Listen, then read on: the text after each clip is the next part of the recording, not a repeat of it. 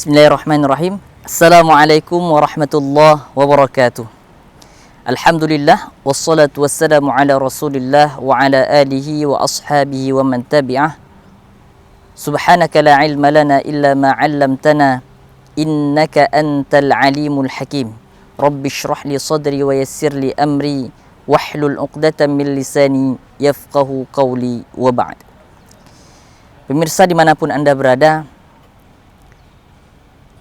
luar biasanya para sahabat radhiyallahu anhum dalam mereka menginfakkan harta mereka di jalan Allah Azza wa Jalla.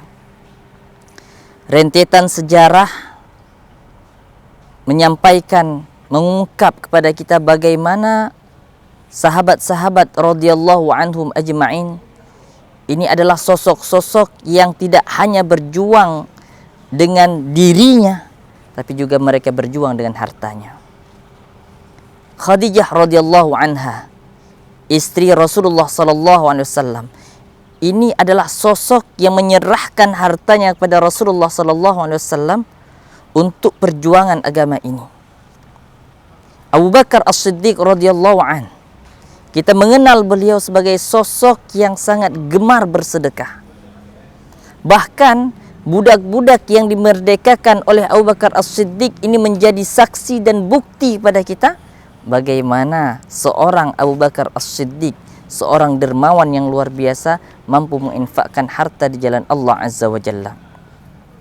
Ma'asyiral muslimin rahimakumullah, kita juga mengenal ada Uthman bin Affan radhiyallahu an, sosok yang juga sangat luar biasa dalam bersedekah, sosok yang luar biasa dalam menginfakkan hartanya.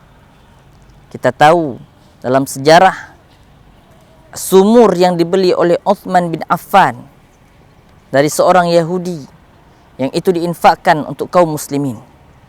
Kita mengenal Abdurrahman bin Auf, sosok yang luar biasa pula dalam hal berinfak dan bersedekah. Wajar karena mereka ternyata berada dalam pendidikan Rasulullah sallallahu alaihi wasallam. Mereka berada dalam tarbiyah Rasulullah sallallahu alaihi wasallam, sehingga sangat luar biasa mereka mengikuti Rasulullah dalam hal bersedekah. Maka ma'asyiral muslimin rahimakumullah, Allah Subhanahu wa taala dalam banyak ayat dalam Al-Qur'an, Rasulullah dalam banyak hadis yang beliau sampaikan pada kita, menganjurkan kita untuk bersedekah, untuk berinfak, untuk berwakaf, zakat. Karena ternyata disinilah kekuatan kaum muslimin secara ekonomi. Secara ekonomi, dengan infak, dengan sedekah, dengan zakat, dengan wakaf yang kita lakukan, ini akan berefek sangat kuat, bisa membantu kaum muslimin lainnya yang du'afa, yang lemah kondisi fisiknya, yang lemah kondisi ekonominya, yang lemah dalam sosialnya. Maka ma'asyiral muslimin rahimakumullah, kalau kita melihat bagaimana dahulunya para sahabat radhiyallahu anhum yang memiliki kelebihan harta yang cukup banyak, mereka berinfak, mereka bersedekah, mereka berzakat, mereka mewakafkan hartanya, maka apatah lagi di zaman kita yang saat ini, di zaman yang materi di atas segala-galanya. Perlu kita sadar kembali, merenung kembali titipan harta yang Allah berikan kepada kita, amanah harta yang Allah lebihkan untuk kita. Ternyata di sana ada haqqul lis-sa'ilina wal mahrum, haqqul lis-sa'ili wal mahrum. Ada hak orang-orang kaya, ada hak orang-orang yang lemah, ada hak orang-orang yang meminta-minta.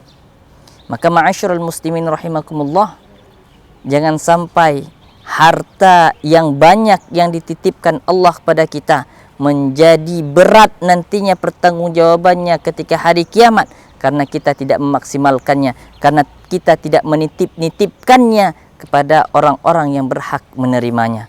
Sekian, aqulu qauli hadza wa astaghfirullahal azim li wa lakum.